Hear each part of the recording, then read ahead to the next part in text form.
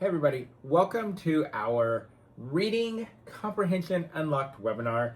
I'm Mr. Greg from the Kindergarten Smorgasbord. Today's webinar is all about reading comprehension. I'm going to walk you through some of the research behind reading comprehension, then what it looks like in our classroom, how I teach reading comprehension, how I teach those skills. I'm going to show you videos of some lessons in action so you can see what it looks like in a real-life classroom with real-life students. At the end of the webinar, be watching, you will see links pop up for your certificate, for your exclusive freebie, and for your special offers. Those will come towards the end of the webinar, so about 45 minutes to an hour. So be watching for those. And you will also receive an email following the webinar with those links as well. But make sure you're watching for those during the webinar. All right, so let's get right into this, and let's talk about this.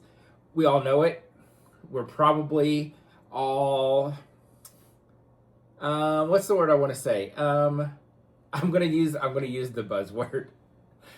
Internalizing this, right? Okay, you can all throw things at me now. We know this, right? We've been, the last several years, we've been learning this. We've been making these necessary, very important, very impactful shifts in our instruction when it comes to phonics and literacy and reading. So we know the 5 components, right? Phonics, phonemic awareness, fluency, vocabulary, comprehension. That is the science of reading. We know that. I'm happy to see in the last year or two, we started to talk more about these things.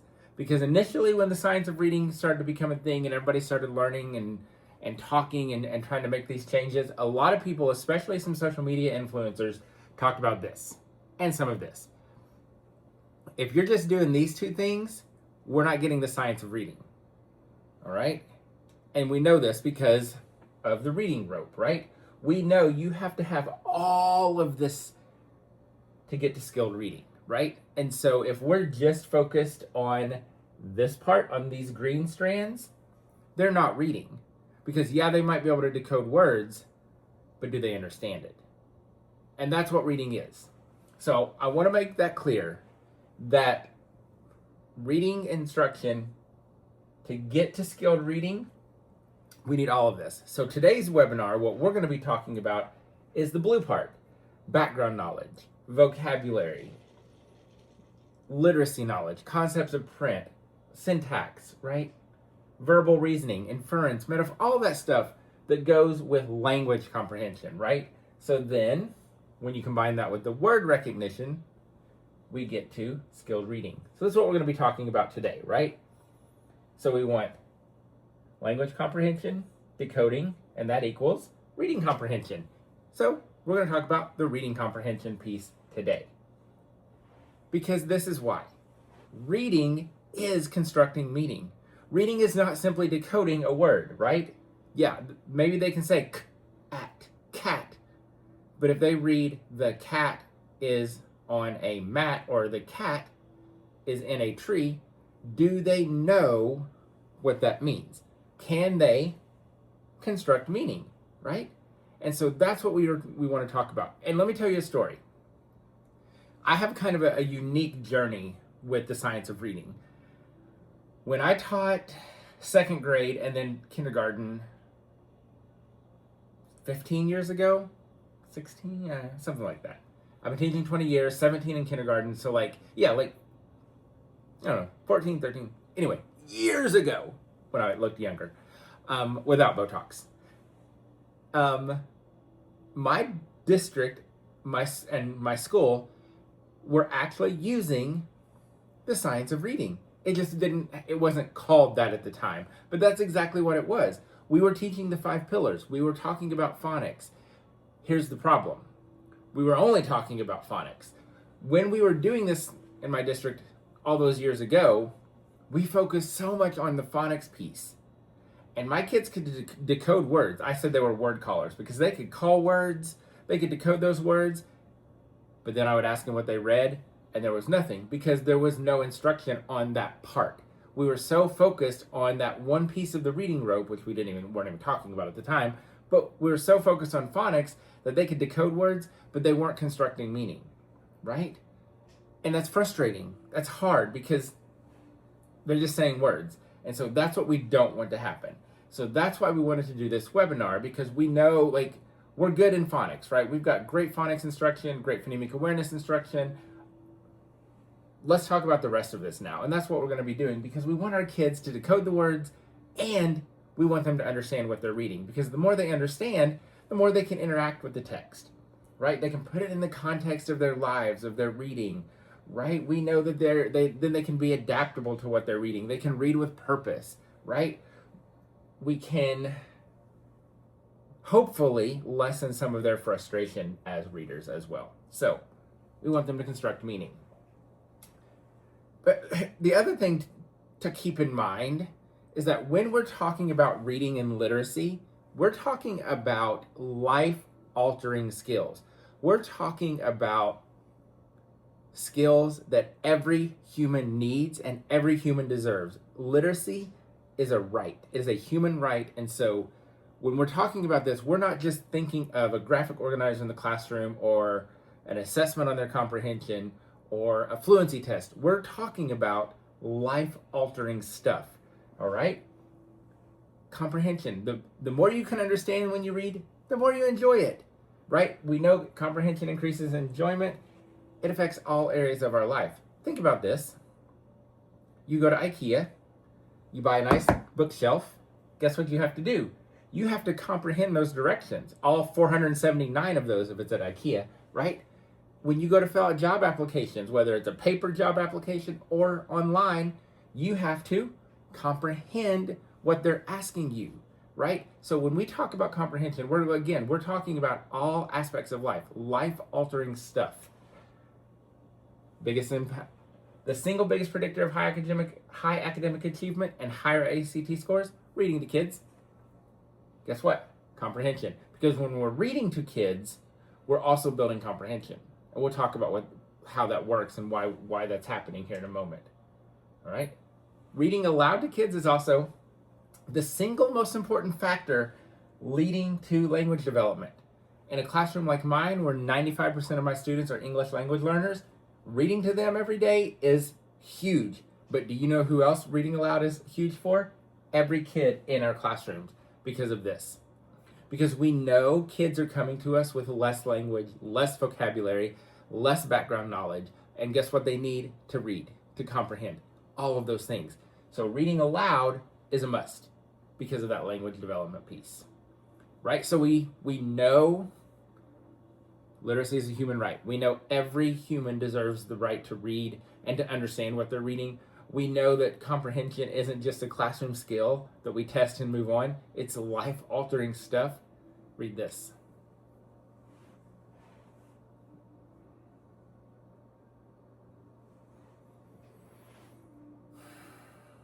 That's heavy. That's why this is important. 2/3 of all students who reach 4th grade without proficient reading skills end up in jail or poverty. So when I say life-altering, I'm not being dramatic. I'm being realistic. And so that's something I want us to keep in mind as we talk about reading comprehension. The other thing that I want us to keep in mind is this. Does your classroom library, do the read alouds that you're reading, does it reflect your students? Can they see themselves, their book, their family, their clothes, their food, their culture? Can they see those in the books? And do they see the world that's different from them? Do they see different families? Do they see different cultures? Do they see different foods? Do they see different types of clothing? Do they see different types of housing? Right? So when we're talking about books that are inclusive, we talk a lot about, different races, different cultures, different places. But what about clothing? What about types of housing, right? Those are all things to think about when you're thinking about your classroom read alouds and the books that you're reading aloud to kids. Can they see themselves, and can they see a world that's different from them? It's such an important part of comprehension. And this, if you get nothing else out of tonight's webinar, this is what I want you to take away from this webinar. Honestly, if you walk away with nothing from this, I don't think you will. But if you do, if you literally walk away and you're like, I didn't get anything, please take this away.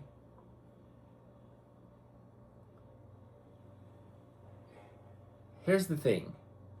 When we think about these scripted curriculums and these pacing guides, we know how bad they are. I'm real talk. I have required curriculums. I'm, in the teacher world, I see it on social media. I talk to teachers all over the country. They're bad. The curriculums are bad. It's killing the love of reading for our kids because these curriculums are not developmentally appropriate. They're not engaging. The lessons are terrible. We get it. The thing is, we need more of this. It's okay. Mr. Greg says so. You can tell your admin. They can email me. I'll handle it. It's okay to read books that are not in the curriculum. Yeah, true story. It's okay to read books for the pure love and the pure joy of reading. Literally, it is okay to sit down, read aloud a story to your class, laugh and giggle, and close the book. Because guess what we're doing? We're building a love of reading. We're modeling fluency, right? We're exposing them to different kinds of text and complex text. We're setting them up for success, but we're building a love of reading. So, read the books, close the books.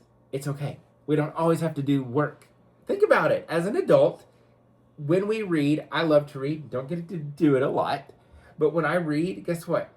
Nobody asks me to take a test or do a graphic organizer or answer questions. I read because I love to read. And I've loved to read since I was a kid.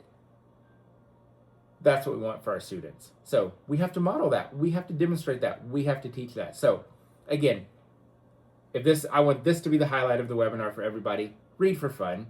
Bring that back to your classrooms. We need that more now than ever. Right? Share your love of reading. When kids see that I love books, when I get excited about a book, they get excited. Share your favorite book. One of my all-time, hands down, most favorite book is Cloudy with a Chance of Meatballs. When we read that in the spring when we're doing weather, I tell the kids the story. When I was in 3rd grade, our teacher read that book to us, and I was hooked. That's what sparked my love of reading. Well, that and in 2nd grade, we had Book It. True story. I don't think I've ever told this story. We had Book It, and you had to read so many books, and it might have even been in that class so many pages. I don't remember. I think it was pages now that I think about it. To get the stickers, right? And it was like you had to read the pages and get the stickers by a certain date. Also, can we bring that back, right? Let's bring back Book It, and again, build that love of reading, because I would have read all the books to get those pizzas. Anyway, so it was like the day before the deadline, and I had my 4 stars, but I needed 1 more star to get my pizza, right? So my teacher was like, well, I don't think you're going to do it because you have to read like X amount of pages. And it was a lot. She's like, we only have a couple of books that are, even going to reach that. There's no way you're going to read it and be able to tell me about it in one day. And I'll never forget. I can picture the book in my mind, but I cannot think of the title. It was a big book, and it was thick. It was a lot of pages.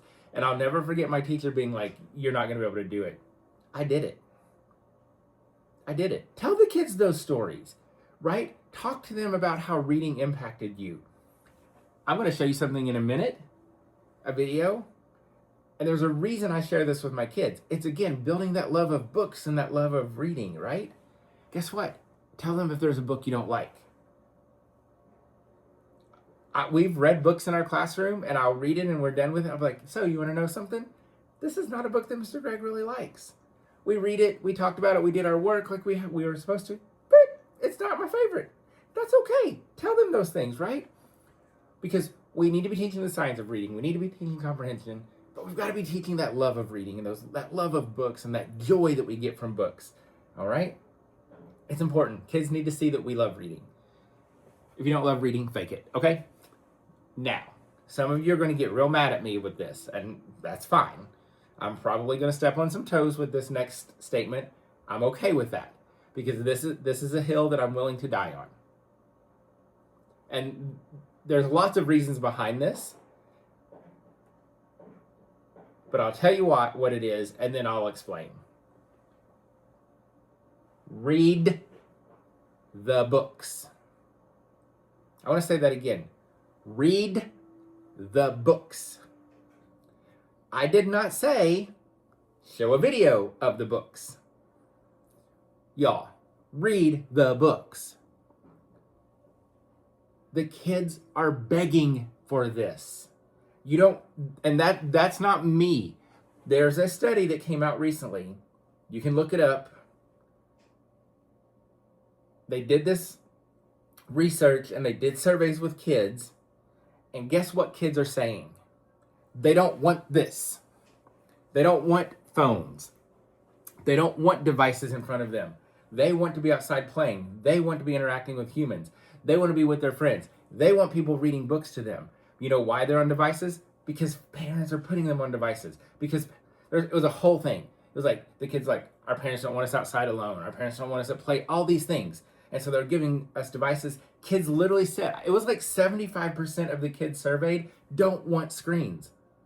You want to know, again, some of you are going to be real upset when I say this, and it's okay. I think a lot of the behavior problems that we see are completely out of our control, like parenting, families, all that stuff. But what do kids do when they go home? Screens. Then they come into our classroom, and what do? Screens. So you want to know what some of those behaviors are probably from?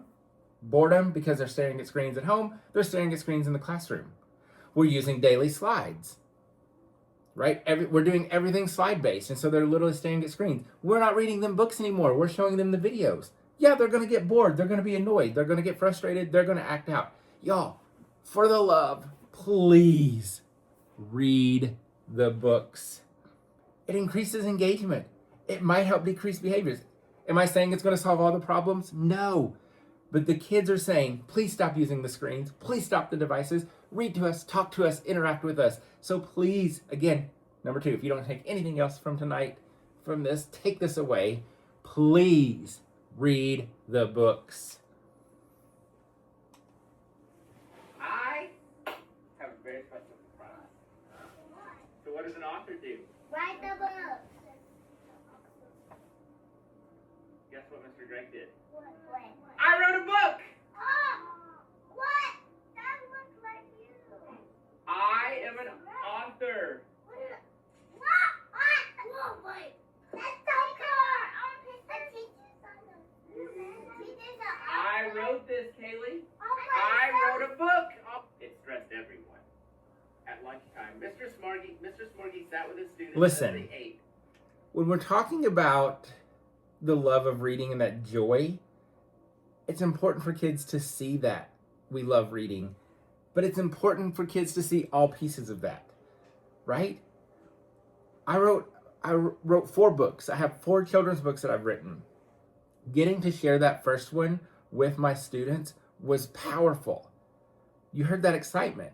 And guess what? They read those books from the day those books arrived in the classroom to the end of the year. Those books were constantly in the kids' hands because they had a connection to it, because they loved the stories, they loved the illustrations, right? Share those moments with your kids, because that's, again, we're building that love of books and that relationship with reading and literacy, right? And listen, there are going to be people out there who are critical, that they're like, oh, that doesn't help kids read. They don't need to love reading to learn to read. And true, right? Like they can, we can teach them to read if they don't love reading. But guess what? When you love something, when you like something, when you enjoy it, you want to do more of it, right? So let's build the love of reading. Now, I'm going to kind of go back to the whole screen thing. Guess what we're competing with in our classrooms? Screens. YouTube. Video games. Roblox. Minecraft. All the things, right? Short attention spans. We all know how hard it is. So we have to figure out ways to make it engaging. So you know what I'm going to say again? read the books. But when you're reading the books, walk around, act it out, use the silly voices, right? Make it engaging, bring the stories to life. I wear costumes. You give me a book and I'm figuring out a costume. Do you have to do that? No. But can you make silly voices? Yes, right? Bring those stories to life for your kids because we know we're competing with screens, right? Short attention spans. Maybe turn the screen off. When we're reading the book, actually reading the book, we're going to have them hooked a lot easier. But I also want to say this. Not every book, not every read aloud has to be this. Kids also have to learn to just sit and listen to a book or listen to a story, right? So it's a balance, right? Like, yeah, you want to do this, you want to bring it to life, you want to make it fun, you want to do the voices, but sometimes kids have to learn to just sit and listen to a story, right? And that's okay too. But listen, here's the thing. Our kids are under a lot of pressure. We're under a lot of pressure. When we're stressed, when we're overwhelmed, I want you to think about your brain. And so your brain, there's a gate. If it's closed, you can't learn. If it's open, learning is easier. So when we're stressed or scared, overwhelmed, those gates are closed. Nothing's going to happen. We need to get those gates to open. Do you want to know how we get those gates to open? By getting our brains and our bodies to release dopamine. When we release dopamine, the gates open. When the gates open, learning happens. How do we get our bodies to release dopamine? We laugh, we squeal, we scream, we giggle. And so part of this is getting that brain ready to learn. Because if that gate is open, we're going to have an easier time teaching our kids to understand what they're reading. So, do that. Make it food, right? Do theme days, right? Take a book and turn your whole day into Creepy Underwear Day. I mean, come on, it's underwear. You know, kids are hooked. Like, a whole underwear day, like, we got it made that day, right? But think about ways that you can bring it to life. Find things that you can do. And again, it's as simple as a silly voice. This is a great example of this. So, in our required curriculum, one of the good things to come out of the required curriculum that we use is this book. We read the book Rap-a-Tap-Tap. It's about Bojangles the dancer, who is a real person, who is a real tap dancer, who broke a lot of barriers, did a lot of great things. So we read the story, and then what I do, we just read the book the first time. We talk about, this, who's in our story, what did he do, how did he make people feel, and then what I do is the kids sit on the floor. They're on the floor. We've read the book. We've talked about it. I play this video. And as soon as the video starts, I'm like, oh, by the way, Bojangles is a real life person. Right? They're like, wow. Like, wow, they're so excited. And we talk a lot about his tap dancing. And so then what we do is the kids become tap dancers. So we're bringing that story to life. You know what else we're doing? We're building background knowledge. We're talking about tap dancing. We're talking about those things that the kids need to have for that comprehension, right? Go back to that reading rope. Background knowledge was one of those things, right? So that's one of those strands. And we know kids are lacking so much background knowledge. And so when we can take a story and show a video of that story, notice I'm not showing the book, right? I'm literally showing a video of Bojangles, who was in our story, and then the kids are doing it. That's that background knowledge, those connections, right?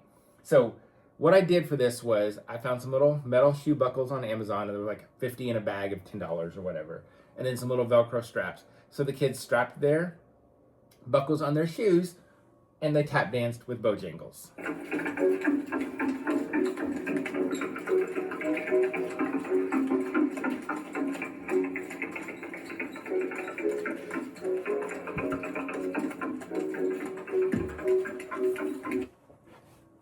How fun is that? And simple, right? So, there you go.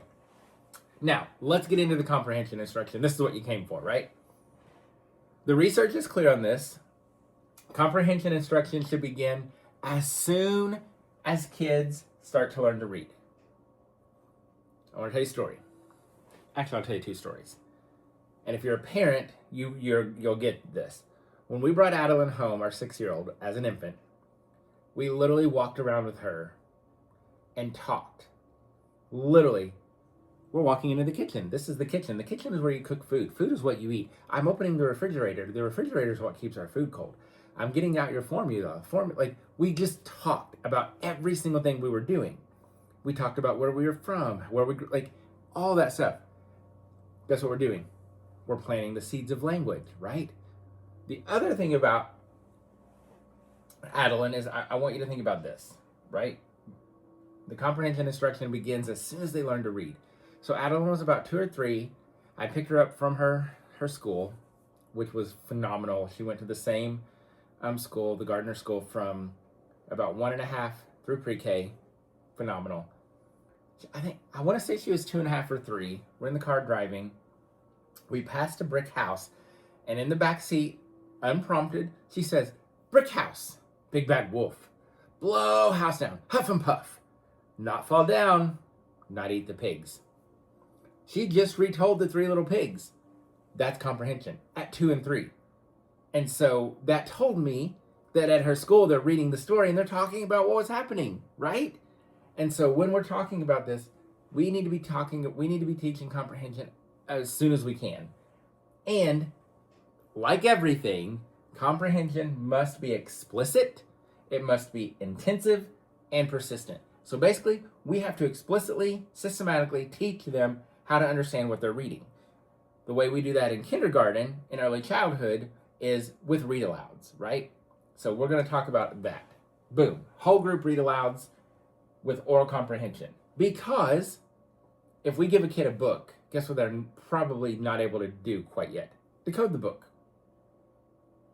And so if we're wanting them to focus on comprehension, if we're wanting that comprehension piece to happen, we have to remove that decoding barrier. Because if we're asking them to decode and comprehend at the same time right now, forget it. It's too much, way too much cognitive overload. Their brains are like, and they shut down. So that's why we do comprehension orally, through whole class read-alouds, graphic organizers, right? And then the decoding stuff happens in whole group and small groups as well. So the other thing that I want to mention, and I'll talk a little bit about this as we kind of get into some of the strategies, is that when it talks about explicit instruction, we're also not teaching the skills in isolation.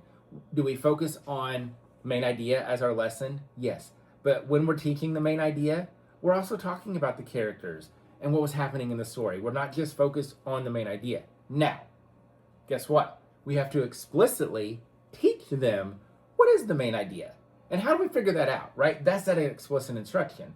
But we're not just teaching that, right? We're not just teaching main idea. We're also talking about other things in the story as well.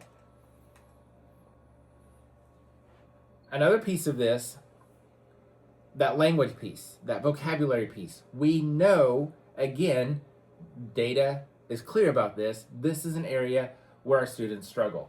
So we need our kids talking about rich, complex text. Texts that are at their grade level, texts that are over their grade level, right?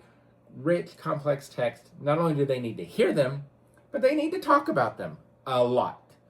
They need us to talk about them a lot, but they also need to talk about them a lot because they're going to get to practice new vocabulary and oral language in a low pressure setting, right? Because we're just talking. We've taken away some of that pressure, right? They need lots of time to interact with their peers.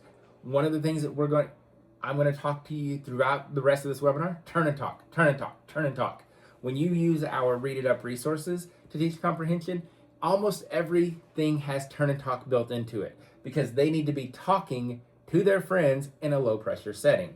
And that's what we do with turn and talk. How do we make that happen? Turn and talk, turn and talk, turn and talk. But also whole group discussions, text dependent questions, those type things. And this one's a hard one for me. And it's probably hard for you. Students need to hear the text multiple times. At least 3 to 4 times, if not a couple of more. That's hard for us because that's a lot. It can get a little, boring, right? Now, 3 to 4 times, 5 times, I can handle. But when my scripted curriculum has me doing chicka chicka boom boom for 2 or 3 weeks, even the kids are over it. So, know that they need to hear the text multiple times, but we're not talking about weeks. We're talking 3, 4, 5 times.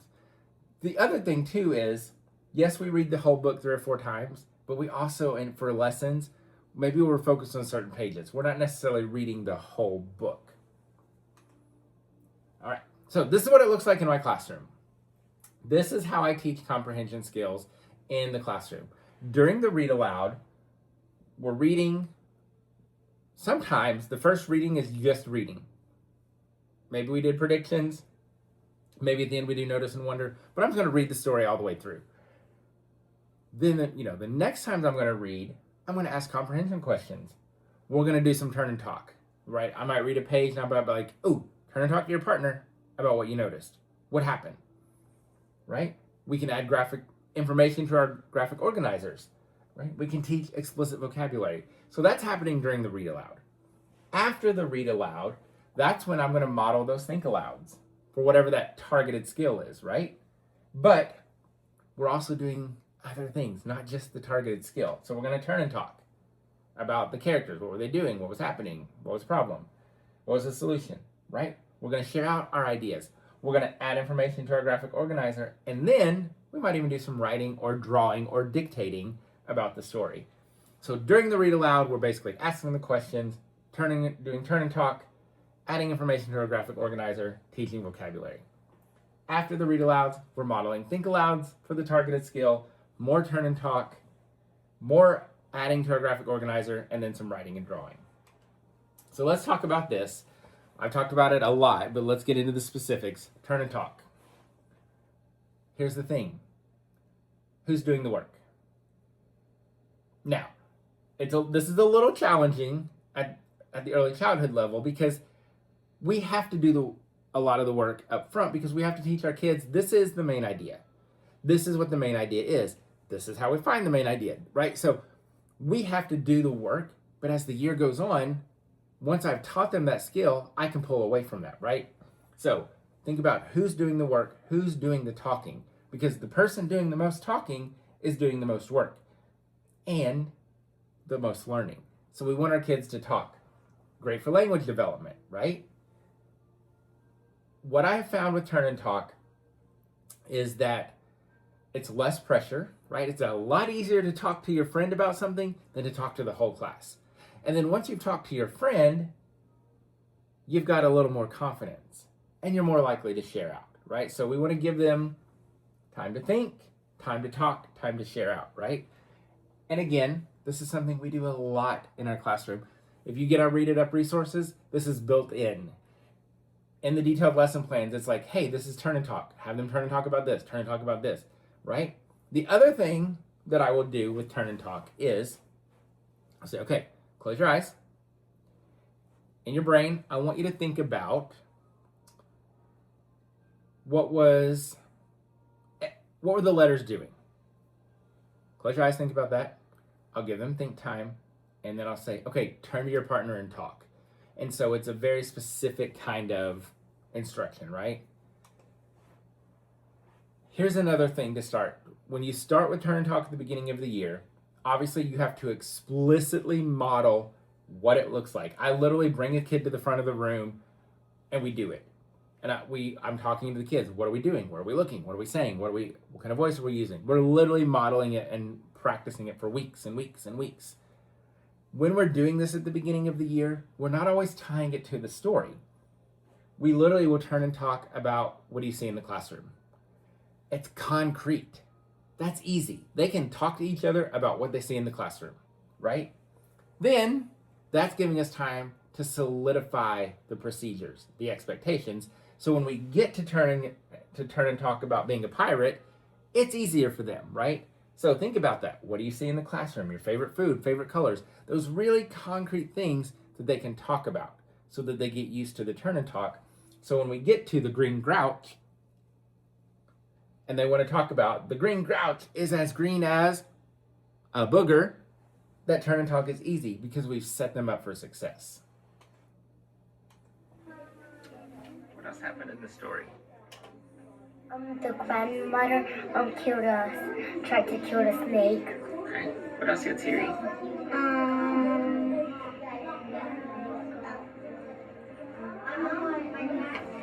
they were famous, but not anymore. They live outside. So as the kids are turning and talking, I'm walking around listening and guiding them if they need some guidance. All right, so that's the turn and talk. And again, that is built into everything we're doing with comprehension. It's not just a skill we do one time. We use it all the time when we're working on our comprehension. So the science and research tells us that these right here, these are the comprehension skills that have the most impact on student comprehension abilities. Now, we know a lot of this. There are other pieces that kids have to know and understand. But when we're talking about those comprehension skills, this is what we want to focus on. Text organization, background knowledge, predictions, visualizing, inferring, inferencing, ask and answer questions, and summarizing. So those are those power ones that we're going to hit, right? Now, we're going to tie them all together, right? We're going to weave pieces in because, again, we don't want to teach the skills in isolation, but we do have to explicitly teach the skills and how to figure them out, right? So let's get into them. First one, predicting, making predictions. Here's why predictions are important. Because it activates prior knowledge and it helps the kids monitor their own understanding of the story. So they make their predictions. I predict the turkey will get eaten. The turkey will get in trouble. The turkey will run away. The turkey will get scared. The turkey will run. The turkey will cut in half. It's true, right? So now they have these ideas. So as they're listening to the story, they're thinking about those predictions. So they're monitoring the understanding better because they're trying to think, ooh, did it get eaten, right? And so it helps them monitor their own understanding. We do predictions lots of ways. Can be done, prior to reading the story. Show the book. Read the title. Creepy crayon. What do you think is going to happen? Let's make some predictions, right? It can be, you can do a picture walk. Just do your picture walk, then do your predictions. Or it could be during the reading, right? You read a page and you're like, okay, what do you think is going to happen? So Jasper sent the crayon to China. Does it come back? Turn and talk to your partner. See, you can once that turn and talk is solidified, you can do it like that. All right, turn and talk. Tell your partner, what do you predict? Will the crayon come back or is the crayon gone for good? Go. And they do their turn and talk, then they turn and share out the predictions, right? So it can be done before reading, it can be done during reading. So making those predictions. The way we do it, and again, this is included in those Read It Up resources with detailed lesson plans. The kids share their predictions, we put it on our graphic organizer. Then after we read it, we go back and we look at our predictions. A turkey will get eaten. And I'm like, did that happen? No. Well, what did happen? And so they said, oh, the family ate a pizza. And so we talk about the prediction and then what actually happened, right? Now that you've looked at the front cover, I'm going to tell you the title. So the title of our story is Creepy Crayon. Okay, so I want you to close your eyes. And I want you to make some predictions. So in your brain, I want you to think, based on the title, Creepy Crayon, and what you see on the front cover, I want you to make some predictions. A prediction is, what do you think the story will be about? What do you think will happen? All right, so close your eyes. Keep them closed and think about what will your predictions be? So you're going to think about, just from looking at that front cover and the title, Creepy Crayon, what do you think will happen? What do you think our story will be about? And if you have a prediction, raise your hand. Izzy, what do you predict? So I want you to say, I predict.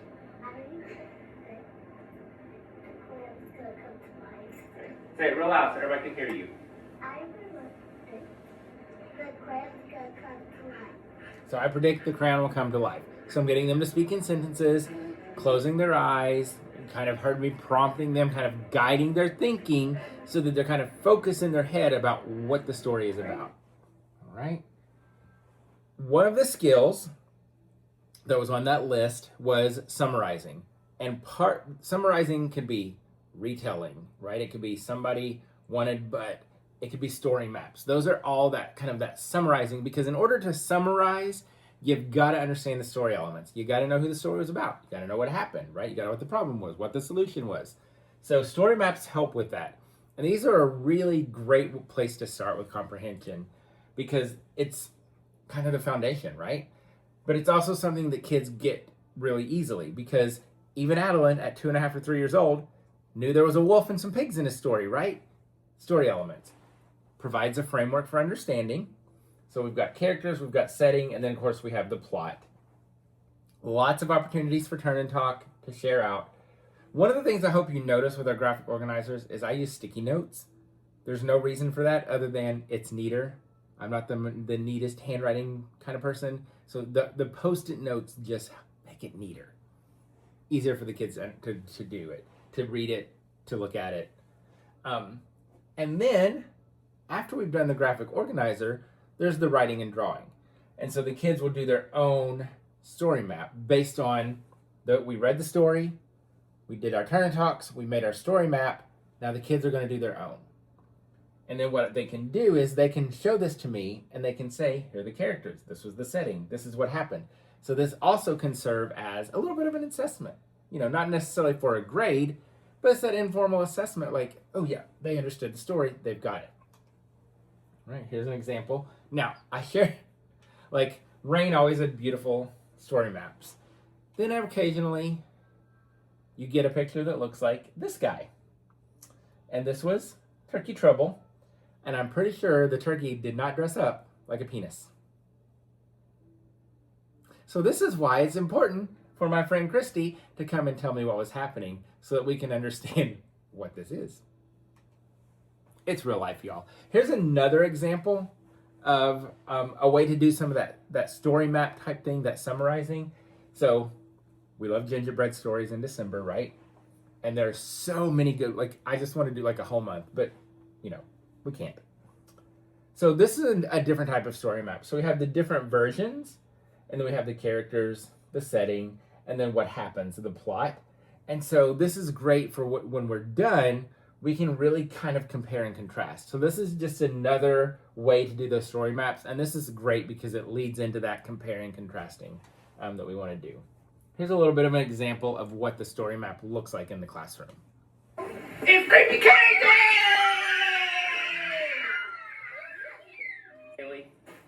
Jasper Rabbit had a passion for carrots.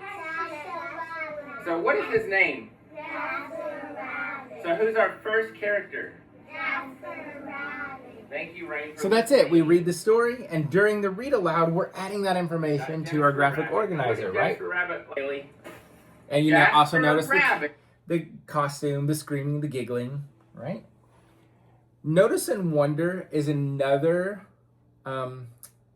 one of the very, very, very few positive things that came out of our required curriculum, because it has us doing notice and wonder. And so this is something that I've actually implemented in math, in reading, in science, and social studies. We use this a lot. So we do notice and wonders. Notice, pretty easy. It's what do you see at the beginning, but also what do you hear? Because we need our kids to understand that when you notice in a book, it's not just what you see, but it's what you're hearing as well. And then they notice the things. You can, again, guess what? Turn and talk. Turn and talk to your friend. What did you notice? What did you see? What did you hear? We share out.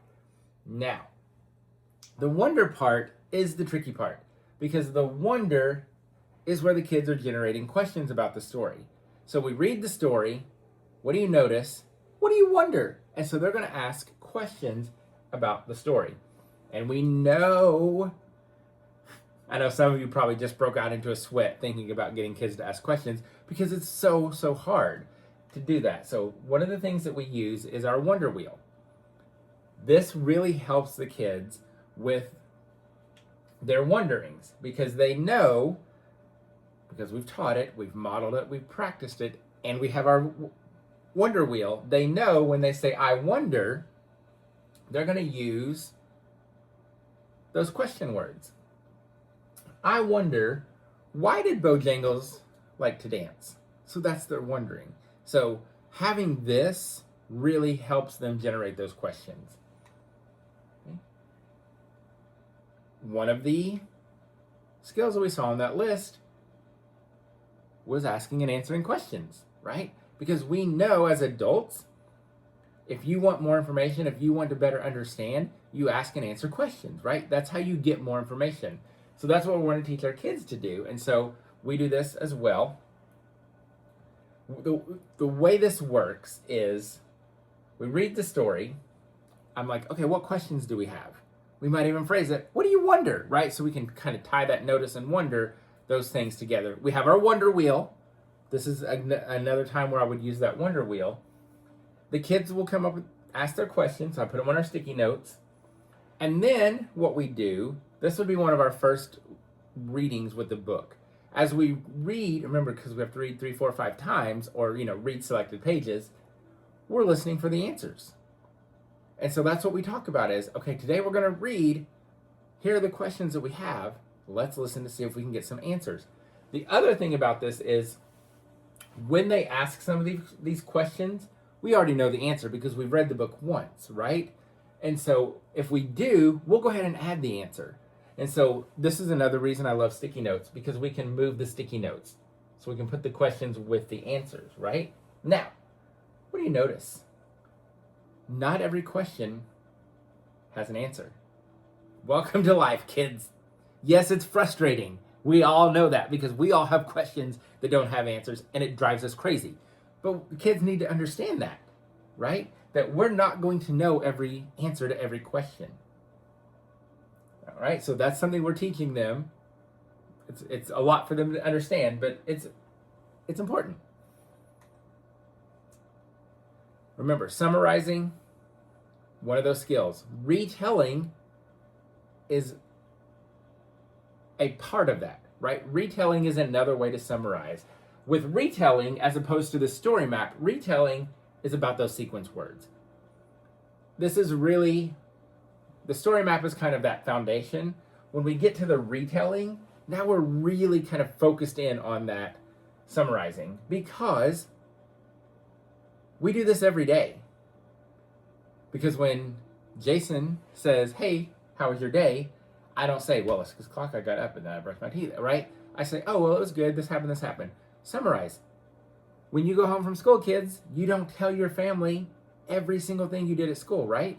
You tell them the highlights. You tell them some of it. And that's what we want our kids to start doing with summarizing a story. Now, we want them to have details, right? We don't want them to just say, the rabbit went to the store and bought some underwear. He was scared of the underwear. He tried to get rid of the underwear. They came back. That's not a good retelling, right? And so we're pushing them for some specific details to help us understand the story without telling the whole story, right? So a lot of times they'll say, they. Well, who is they? Oh, Jasper. Okay. Why did he do that? How did he do that, right? So we're pushing them for details, and we're using those sequence words, and we're learning that summarizing, right? So we've used the story map, we've helped with those story elements, and now we're taking that to the next level with retelling and summarizing. And then the kids can do their own summarizing, retelling. So what I have them do is they draw the pictures, they bring it to me, and then they tell me their story. They'll say, first, the wolf was hungry and he smelled a cake. So I'm just writing down what they tell me. Next, Wolf was playing a game with Red Riding Hood. Then, the wolf is eating grandma. Last, the wolf eats Red Riding Hood and pie. All right, so that was his retelling. One of the things that we can do, remember, we want to make it fun, we want to make it engaging, sometimes, not all the time.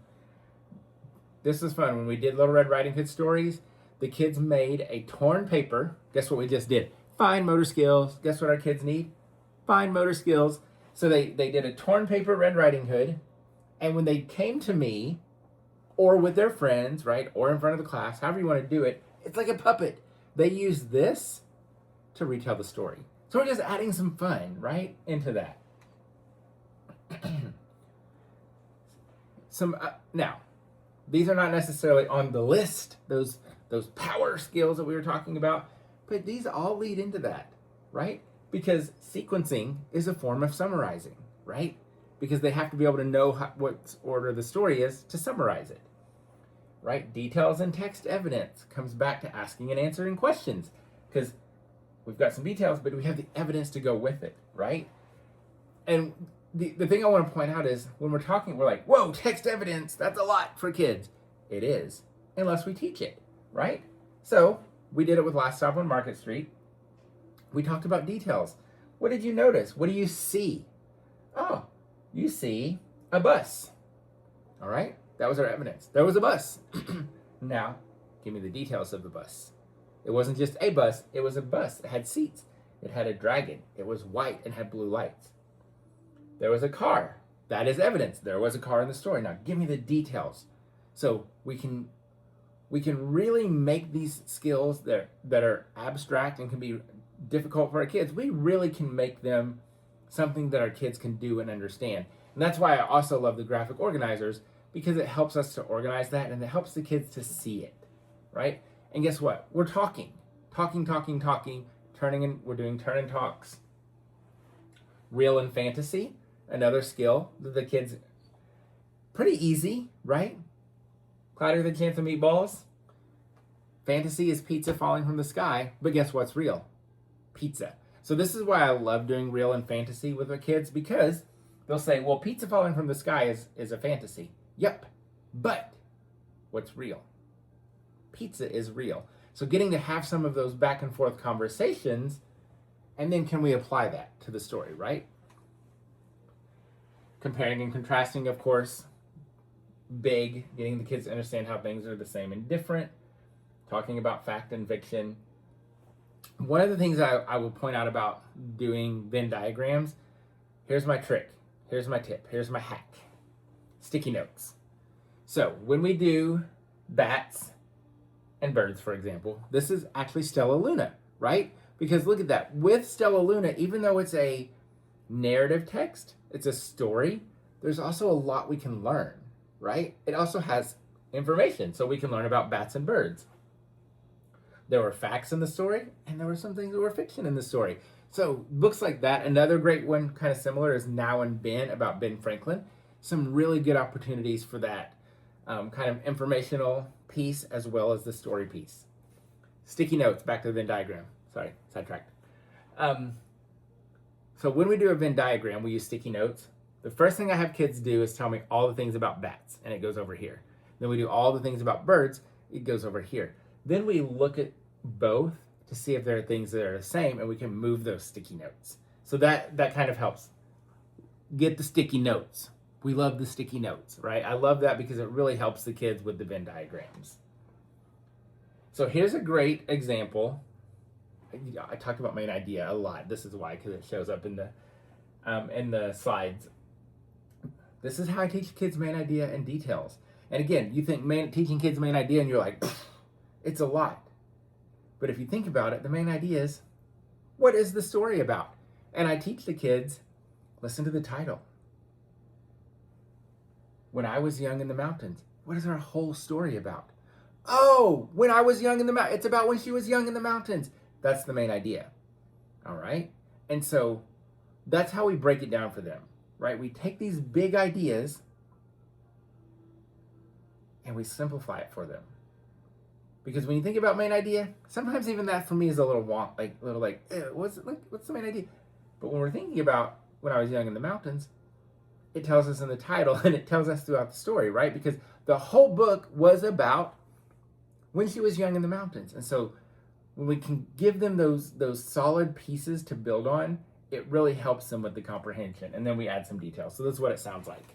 All right. Today we're going to talk about the main idea. Can everybody say main idea? Main idea. Say that again, Nathan. Main idea. So the main idea of a story or a book is, what was the book about? So the main idea is like this big thing. What is our story about? So if we think about our story, what was our story about? I was young in the mountain. I was young in the mountain. Yeah, so the main idea of the story was? I was young in the mountain. Right, because our whole book was all about what? I was young in the mountain. So that concrete piece, and they're like, oh, okay. So main idea sounds scary, sounds hard, but it's not always. I was young in the mountain. Right. So we're going to add that to our chart. And then what we're going to start doing is details. Like, tell me about that. How do we know it was about being young in the mountains? The main idea of everything in this story was what? I was young in the mountains. Very good. Now, you have to prove to Mr. Greg that you're right. So what's the main idea of our story? What is our story all about?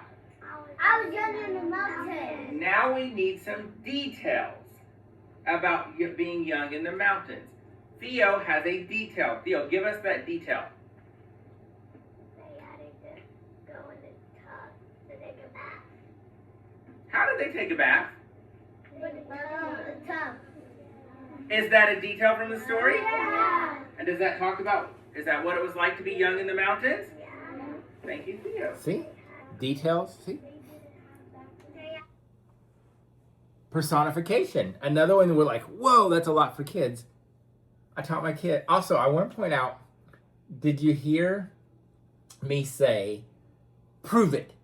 And so the kids loved that, right? They loved that whole idea of like, they had to prove that they were right. And they had to prove to Mr. Greg that they knew what they were talking about. So just that little bit of language makes it more fun. Today. All right, personification. I teach the kids. It's when animals or a phone case, things act like humans. And so we read Dragons Love Tacos, great for personification. And we talked about how did the dragons act like humans? How did they act like people? Say personification. Personification. DJ, tell us, what does personification mean? It's when animals act like humans. So personification means? When animals act like humans. So in our story, did our dragons act like humans? Yes. So in our story, was there personification? Yes.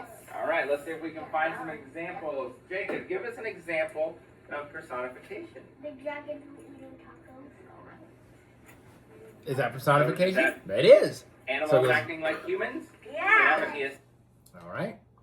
Now, vocabulary. You're not going to understand, you're not going to comprehend if you don't have vocabulary. Use the big words.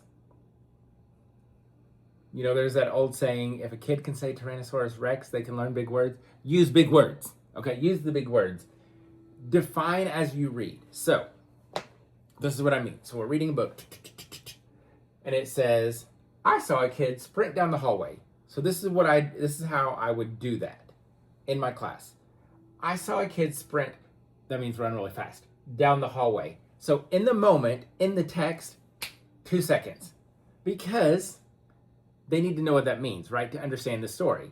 But I also don't want to stop and do the explicit instructions. So in the text, I'm literally like, I saw a kid sprint running really fast down the hallway. Then, after we do the explicit instruction, right? So after we've read the book, we're going to go back to sprint. And we're going to say, new word alert, new word alert, new word alert. It's just, again, fun thing to yell it out. Kids are like, ooh, new word, what? I'm like, okay, we're learning a new word. We heard it in the story. It was sprint. What did sprint mean? We're going to get student-generated definitions. We're going to put it on our chart. We're going to make it fun. We're going to do some TPR, some total physical response. We're going to say sprint means run really fast. You know what I'm going to do to make it fun? I'm going to sprint. And I'm going to ask the kids, what am I doing? And then I'm going to let them sprint, right? Because we want that total physical response, TPR. We want to act it out. We're going to draw a picture. Guess who tells me what the picture is? The kids. So the vocabulary chart that we create is student-generated. Their definition, their picture. You know why we do that? Because then they remember it. The other thing that we do, and these are included in our Read It Ups, is we have a vocabulary chart with it's vocabulary cards. There's the word, the definition, and a picture. And we display those as well. So they have that visual reference, right? They have this student-generated chart. So it just helps the kids with that. The other thing is this. Use the words. Because I can teach it. We can put it on our chart. But if we don't use it, it's gone. There's actually this is a big part of the science of learning right now, is that what we're finding is, and I'm going to go back, I blame it on the curriculums and I blame it on these ridiculous pacing guides that our districts put out. We're literally just doing lesson for 180 days. There's no practice and review. And so we're teaching the kids this stuff and we're moving on and they're forgetting it because we're not reviewing it. The research is actually saying, like, you need to teach it almost to mastery for most kids, and then you got to review and practice it from then on. You can't just teach it and move on. So that's what we want to do with vocabulary. We're going to take those words that we're learning and we're going to use them in our conversations. When we go to recess and we're like, all right, y'all, go have fun, sprint around the playground, right? When it's time, when I blow my whistle, y'all need to sprint back to me, right? Hey, no sprinting in the hallway. Working those words into conversation, the kids are less likely to remember them and use them. And the more we use them, the more they build their vocabulary. What research tells us is people with large vocabularies are even more intrigued by words. So the more we can build our kids' vocabulary, the more intrigued they are, the more excited they are to learn more vocabulary. All right, we're running out of time. So real quick, we can also write, draw, dictate as part of comprehension. This is a great way to get the kids, it's a great way to say, are they understanding the story? This is my favorite activity to do. You give them a little piece of paper, you give them 2 minutes to draw. What did you see? 2 minutes. This was last stop on Market Street. Most of them drew the rainbow because there was a rainbow in the sky. Then what the kids do is they really quick, they bring it up, they say to the class, I drew a rainbow from the story, and they glue it on. It's like a graffiti wall. So here's some more. Rap-a-tap-tap, what do you see? Easy. A little more challenging. What did you hear in the story? So they can draw that, right? Chicka chicka boom boom, what do you see? Just a really easy, fast way. I literally just cut up worksheets that we got copies of that we don't use, and they draw on the back of them. So 2 minutes to draw, and then they share it out with their friends. So we're building that vocabulary or that language, right? But also, I'm getting a quick understanding. Do they understand the story? Can they tell me what they saw? Are they noticing details, right? It's helping us monitor that comprehension. And we're applying what we've learned. Then, of course, they can also write. As the year goes on, that could be drawing, writing, or dictating, because that's what the standards tell us. And again, it's just giving us opportunities to see if the kids are getting it.